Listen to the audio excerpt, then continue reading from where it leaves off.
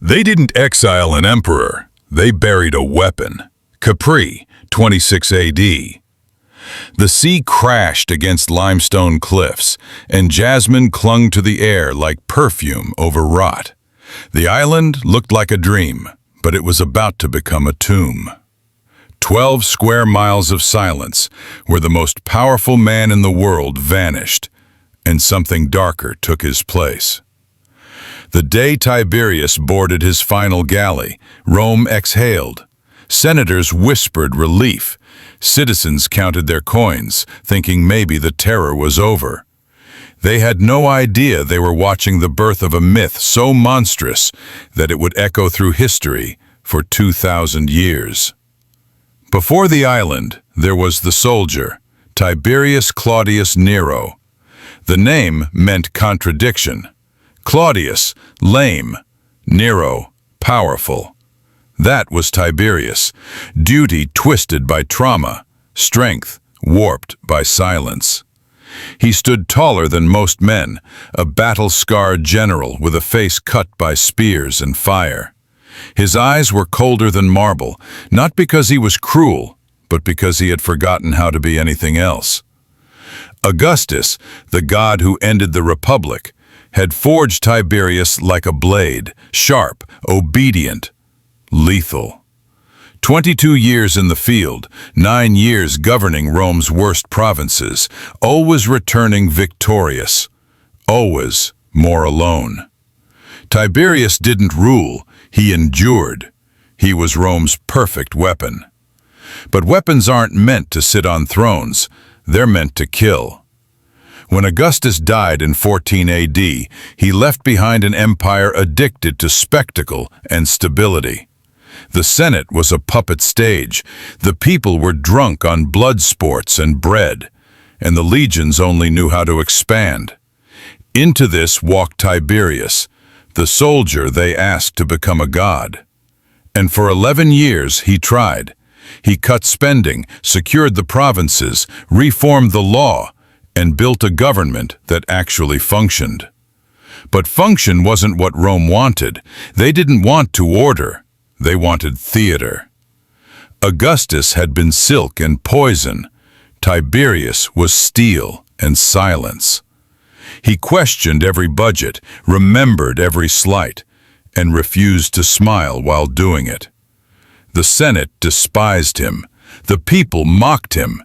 He wasn't entertainment. He was medicine. And the aristocrats, the old families who bowed to Augustus to survive, loathed him most of all, because he knew their debts, their lies, their betrayals. And unlike Augustus, Tiberius didn't play games. He amputated treason like an infection. That's when the real poison crept in. His name was Sejanus, prefect of the Praetorian Guard, trusted, charming, brilliant, everything Tiberius wasn't. For years Sejanus flattered, obeyed, served. He grew the guard, centralized their camp, and placed men loyal only to him in the veins of the empire. Tiberius, raised to fight barbarians, didn't see the betrayal growing in his own shadow. Then came the deaths. His son, dead. His adopted heir is dead. His allies, dead. One by one, illness, accidents, mysterious fevers. The aristocracy whispered. The Senate murmured. And always behind the curtain, the same name, Sejanus. But Tiberius did nothing, because in a life full of masks, Sejanus had never asked for anything but to serve. That trust nearly ended Rome. By 25 AD, Sejanus controlled the guard, half the Senate, and most of the empire's nerves. He didn't need to kill the emperor. He just needed him gone. So, the manipulation began. Missed messages, empty rooms, senators vanish when summoned. 1,000 little cuts to the emperor's sense of control. Until Tiberius believed what Sejanus needed him to believe, that Rome hated him, mocked him, conspired against him, and only one man could be trusted: Sejanus. Tiberius, exhausted, isolated, convinced the world was venom, made the fatal decision. He would leave the capital. Just for a while, he told himself. Let tempers cool, let paranoia pass. Capri was suggested. Beautiful, remote, safe. Tiberius agreed. He signed his own exile, spring 26 AD. The emperor's galley cut through the mist. Behind him, the empire. Ahead, paradise. Capri rose like a marble knife from the Tyrrhenian Sea. White cliffs, olive trees, ancient grottos. Augustus had loved it. But Augustus visited. Tiberius came to disappear. He brought everything: a mobile government of slaves, scribes, astrologers, entertainers, physicians, guards. For a few months, it worked. He issued orders from terraces above the sea, signed edicts for governors he would never meet, and ruled the world without leaving his gardens. But isolation is never neutral. First it soothes, then it seduces, then it consumes. By winter, he was ignoring Rome. By spring, he was ignoring everything. A man who once memorized budgets and military formations now spent days staring at stars and nights drowning in wine and silence. And what happens to power when it stops being used? It doesn't vanish. It mutates. Tiberius still held the lives of 60 million people in his hand, but now that hand shook with paranoia, whim, boredom. Some days he issued no orders at all. Others he executed men based on dreams or rumors. His staff whispered of rages, of silence, of meals thrown across courtyards, of slaves beaten for speaking too soon or not soon enough. If you're enjoying this video, like and subscribe to the Grimvale channel for more dark dives you won't forget. The emperor who once conquered Germania now ruled 12 square miles of rock like a bored, angry god. And then the stories began.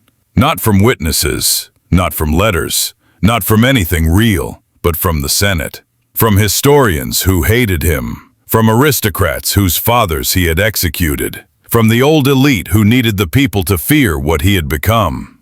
They called him the Beast of Capri, said he trained children as playthings, said he built pools where boys swam beneath him like pets, said he forced prisoners into sexual theaters and threw them from cliffs when he was bored. They said his dinners ended with torture, his palace echoed with screams, and that he abandoned the empire to indulge in unspeakable horrors in private.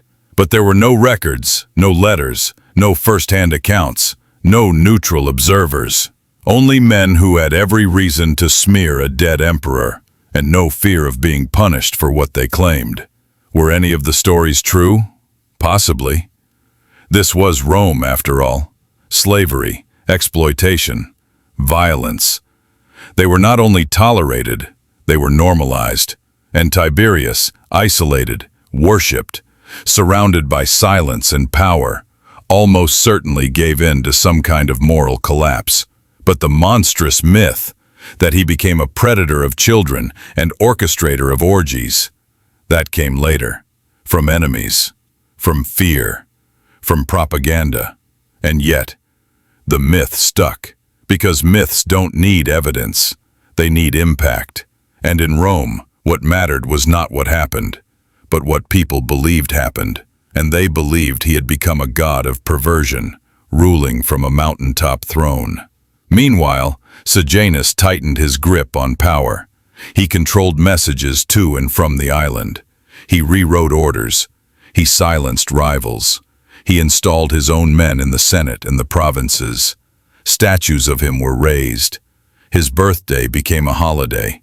People bowed to the prefect as if he already wore the purple, and Tiberius watched, from a distance, in silence. Sejanus thought he had won, but Tiberius hadn't gone mad. Not fully. Not yet. He was still a general, and generals wait. He laid the trap slowly. Letters praising Sejanus, promotions, honors, flattery. He lulled him into comfort, into arrogance, and then, October 18th, 31 AD, a Senate meeting. A letter from the emperor to be read aloud. Sejanus smiled as it began. Praise, as always. Devotion, as always. Then, the turn.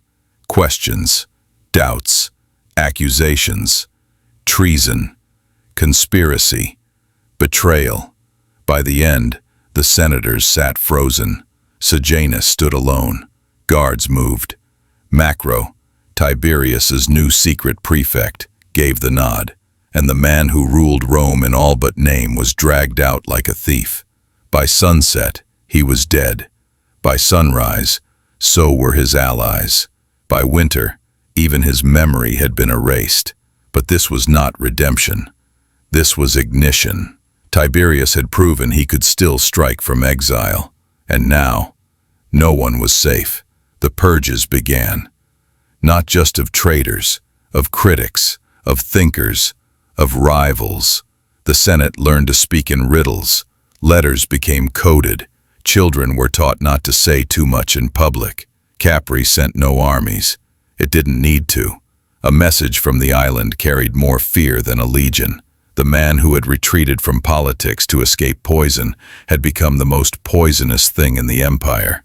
For the next 6 years, Rome became a graveyard in motion. Tiberius ruled through spies and executioners. He trusted no one, not his food tasters, not his guards, not his advisors. He slept in a different room each night, moved unpredictably, changed staff often. He created a labyrinth of fear and filled it with ghosts. The final years blurred into myth. Historians claimed he indulged in even darker desires, rituals, excesses, things too depraved to say aloud. But again, no evidence, just the same pattern. A hated emperor, a sea of accusations, and no one left alive to refute them. More likely, what consumed Tiberius wasn't lust. It was loneliness. The old man who once commanded armies now sat surrounded by servants who flinched at his footsteps and informers who fed him nightmares. He had become a prisoner in a palace of mirrors, seeing only what fear allowed him to see. March 16th, 37 AD. He died. Some say it was an illness. Some say assassination. Some say he recovered briefly, sat up in bed, asked for food, and was smothered by his own attendants, too terrified to face another day under his gaze. Whatever the truth, Rome celebrated. Bonfires, wine, applause. The tyrant was gone. Tiberius left behind a treasury full, borders secured, and a city hollowed by fear. His heir, young, charming, adored, was welcomed like a god. His name was Caligula, and within a year, Rome would be begging for Tiberius to come back. But by then, it was too late. The legend had crystallized. The general became a tyrant. The ruler became a recluse. The exile became a monster. That's how they wanted to remember him, because it made the cruelty easier to explain. But buried beneath the filth is something worse than a monster. A man. A man who did everything he was trained to do: conquer, obey, rule, and who was destroyed by the very system he upheld. His family is taken. His allies were killed. His trust was shattered. His isolation is complete. Tiberius didn't lose his mind all at once. He bled out slowly. Dignity first, then empathy. The purpose. Until all that remained was power, raw, unchecked, and surrounded by silence. That's the part the textbooks skip. The story doesn't end with Tiberius's bones. It continues, because the island changed names. Now it's a compound, a jet, a yacht, a walled estate with no windows and no press. Now the emperors wear suits, give speeches, and shake hands. And behind closed doors, they make decisions we never hear about, sign deals we never voted for, punish people we never see, and indulge impulses we'll never be allowed to name.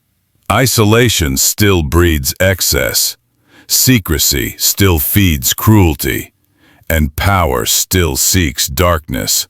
The danger isn't monsters, it's ordinary people who vanish into privilege, who forget how to be human, who stops hearing no.